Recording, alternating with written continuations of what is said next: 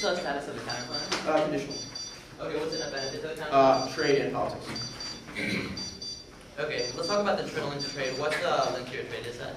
The link to our trade is indicates that U.S. cap-and-trade programs initiated by Obama would be observed as a protectionist signal to limit out Canadian exports. Okay, could you just read me that line in the card?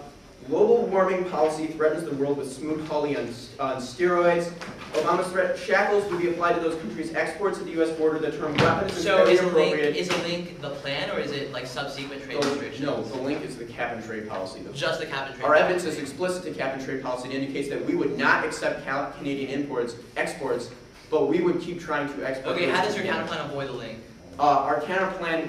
If U.S. companies have to pay for carbon, why does it matter who imposes that cap and trade? Because it's a question of Canada relations and cooperation with the U.S. federal government. Okay, Harper's not going to backlash against the USFG because let's talk about what empirical evidence is there of states, like 50 states, doing something together? Our evidence indicates that there was a massive consortium in the Northeast between like 7 or 8 states to. Why hasn't that solved like global warming or credibility? Because that's 8 states, not 50.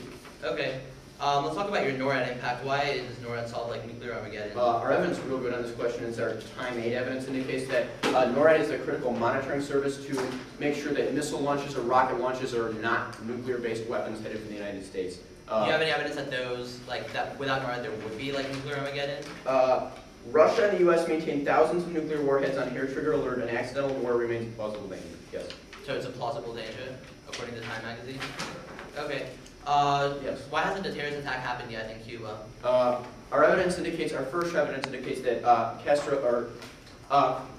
cooperation between Castro and Chavez is allowing Chavez to build up, and relations in Latin America, allowing Chavez to build up resources and infrastructure for the deployment of a terrorist attack. This evidence is from 2005. Why hasn't an attack happened yet? Our internal evidence indicates that Obama is critical to send a signal of U.S. cooperation with the continent. I would assume that Chavez is waiting to see what Obama's stance is.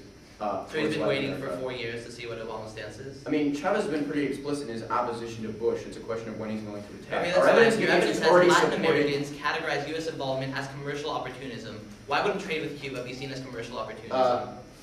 Our link evidence is really explicit on this question. It indicates that first evidence is talking about Latin America in general. Our link evidence indicates that U.S. policy, specific to travel policy towards Cuba, is the litmus test, and I quote, litmus test for interaction with the rest of Latin America. Okay, let's talk about your uniqueness evidence. What evidence do you read that says lifting the embargo on Cuba would take political capital? Our evidence indicates that Obama's worried about our uniqueness evidence. The line that says it would take political the president has a full legislative agenda, does not want opposition to interfere with more pressing concerns. He's worried about conserving his political capital, getting important issues. Okay. Cuba's one